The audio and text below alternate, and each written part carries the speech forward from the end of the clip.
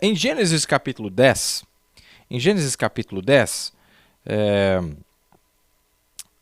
eu quero ler uma escritura que não está aqui no meu computador. Fala assim, os filhos de Cão. Cão era filho de Noé. Então nós tivemos Noé, Cão, Cuxi, Nimrod. Se você olhar no meu quadrinho, não sei se está saindo o meu quadrinho, o meu iPad aí para vocês, o quadrinho digital aqui. Então eu coloquei aqui a linhagem de Noé pela perna ali de Cão, né? Então nós temos Noé, o filho dele foi Cão, o filho de Cão foi Cuxi, e o filho de Cuxi foi... deixa eu conectar aqui primeiro. Vamos ver se eu consigo aqui. Não está aparecendo mais uma vez. Nós estamos tendo algumas dificuldades técnicas aqui recentemente, não é? Mas com a ajuda de Deus nós vamos... Espera aí que eu já vou resolver isso aqui. Olha só. Vamos ver o que está acontecendo. Já sei por que não está aparecendo. Não é esta. Apenas um pouquinho de paciência. Eu preciso usar o meu quadrinho. Isso já está conectando aqui. Certo? Meus amados. Vamos um pouquinho de paciência aqui. Eu acredito que agora eu consigo conectar. Não é? Aqui está. Conectados. Vamos lá. Acho que agora aparece aí. Então eu coloquei ali, ó, Noé, Cão, Cuxi e Nimrod. Está em Gênesis 10, depois se você quiser ler. Eu quero chamar a atenção porque eu quero falar de algo. Então Noé era o pai de Cão, que era o pai de Cuxi, que era o pai de Nimrod. Certo? Então, por que eu coloquei aqui para você não se perder nessa informação que o profeta nos deu no livro das Eras? Quem é quem? Porque eles têm outros nomes. Por exemplo, Cão é uma tradução muito pobre, na minha opinião, para a Bíblia em português. Porque no inglês, Cão foi traduzido Ham. H-A-M. Ham. Que significa nações, né? Significa nações, essa palavra aí. E depois nós tivemos Cuxi e nós tivemos Nimrod. O profeta cita sobre, por exemplo, Nimrod teve outro nome. Nimrod também foi conhecido como Ninus. É o mesmo personagem, por isso que eu coloquei no quadrinho aqui. Ele foi conhecido como Ninus, por exemplo. Cuxi também teve outros nomes. Vamos ler aqui o que o profeta nos diz a respeito desses personagens. Eu quero colocar os variados nomes pelos quais eles foram chamados em diferentes partes do mundo. Cada país dava um nome diferente para o mesmo personagem. E às vezes a gente se perde na leitura, mas tem um fato aqui que eu quero chamar a atenção de nossos queridos ouvintes nesta noite. Então o profeta está falando de Nimrod, ele disse, uma vez que descobrimos quem foi Ninus, é preciso agora descobrir quem era seu pai. De acordo com a história, foi Bel, o fundador de Babilônia. Então, olha, Ninus é Nimrod, então Cuxi também era chamado de Bel. Estou colocando tudo no quadrinho aí para vocês.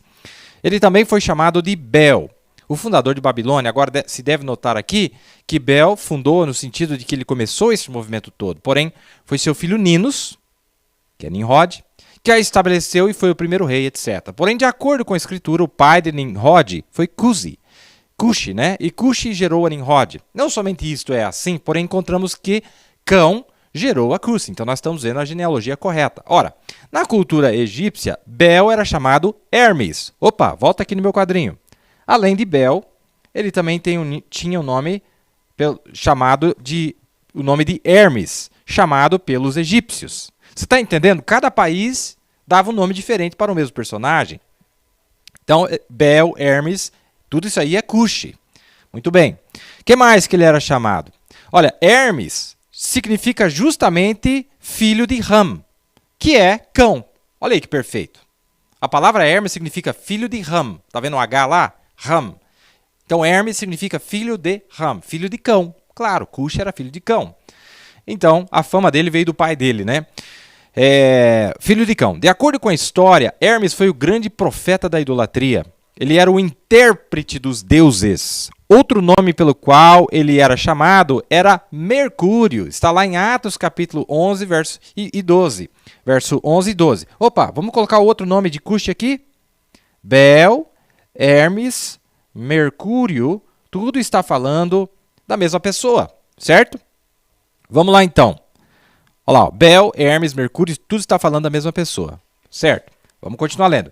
Higinos, que foi um historiador lá atrás, diz isto acerca desse Deus. Ele era tido como um Deus, né? Um homem-deus, uma deidade, né? Esse Deus, que era conhecido diferentemente como Bel, Hermes, Mercúrio, etc., ele diz, por muitas eras os homens tinham vivido sob o governo de Jove. Não o Jove romano que tem aí na história romana, mas o Jeová dos hebreus, que antecede a história romana. Sem cidade, sem leis eles viviam, e todos falavam uma só língua. Porém, depois que Mercúrio, que é Bel, que é Cuxi, interpretou os idiomas dos homens, por isso, um intérprete é chamado de hermeneuta. É aqui que eu quero chamar a atenção de vocês. Para quem já estudou direito, para quem está um pouco mais familiarizado com essa história, com essa palavra, hermeneuta vem da palavra Hermes, e Hermes é em referência a Cuxi. Por que tiraram essa palavra hermeneuta do nome de Hermes? Quer dizer, justamente em homenagem a ele, porque significa o intérprete das leis, intérprete dos códigos, intérprete é alguém que consegue interpretar. Olha que interessante, um hermeneuta, então. Tem até essa matéria para quem estuda direito, a hermenêutica. E você, portanto, seria um hermeneuta, que é, traduzido, um intérprete das leis, da Constituição, do processo civil, e por aí vai.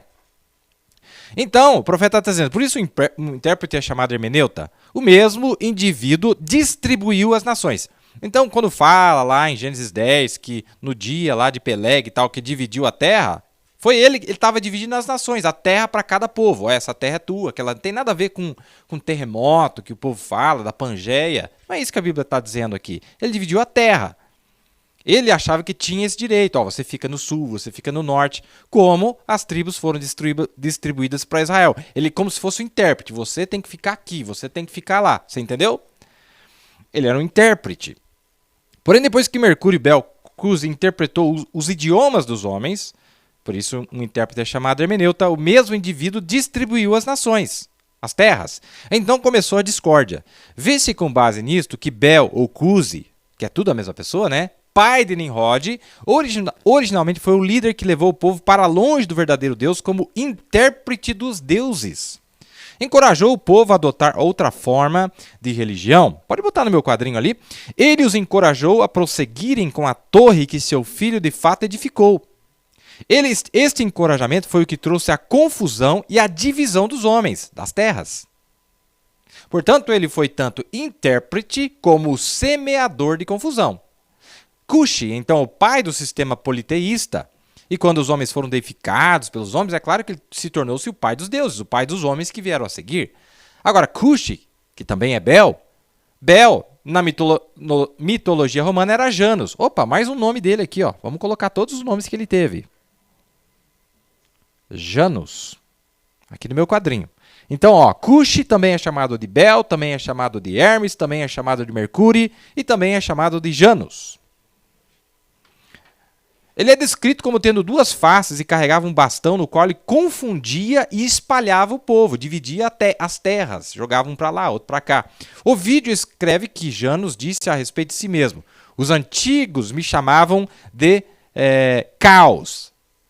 Assim encontramos que o Cuxi da Bíblia, o rebelde original contra o monoteísmo, era chamado de Bel, de Belus, de Hermes, de Janus, etc., entre os povos antigos. Ele simulava trazer revelações e interpretações dos deuses ao povo. Fazendo assim, ele provocou a ira de Deus para espalhar o povo, trazendo divisão e confusão.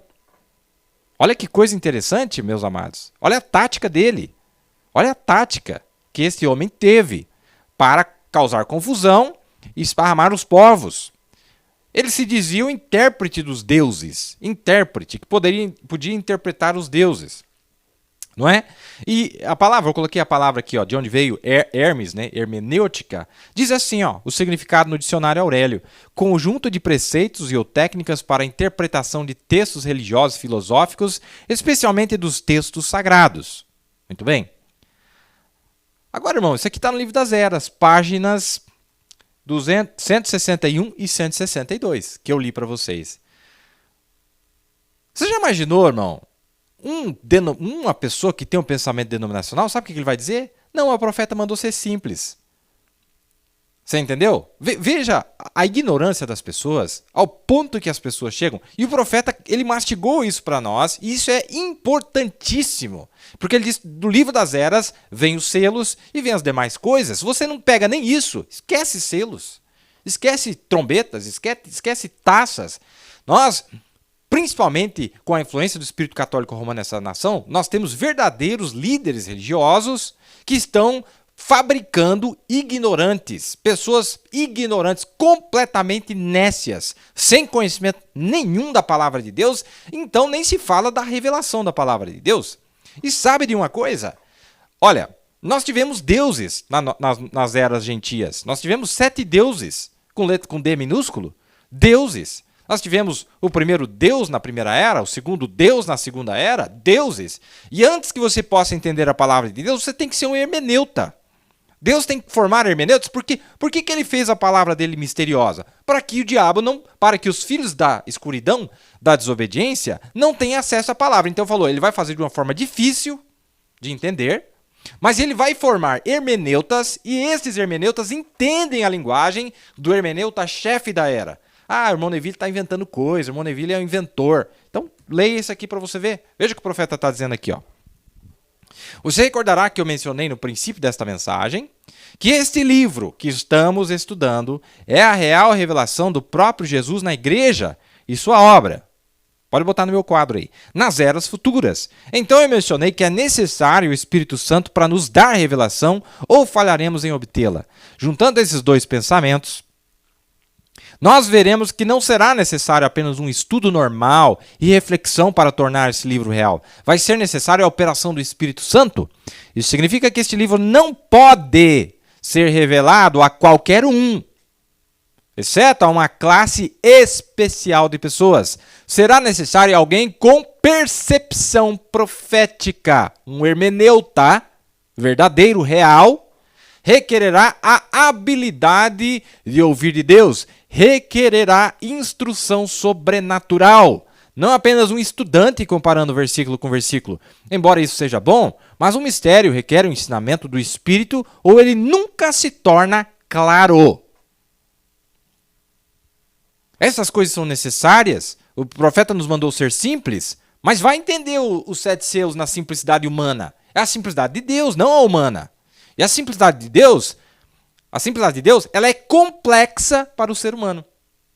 A simplicidade de Deus é complexa para o ser humano. E a simplicidade dos humanos para Deus é complexa.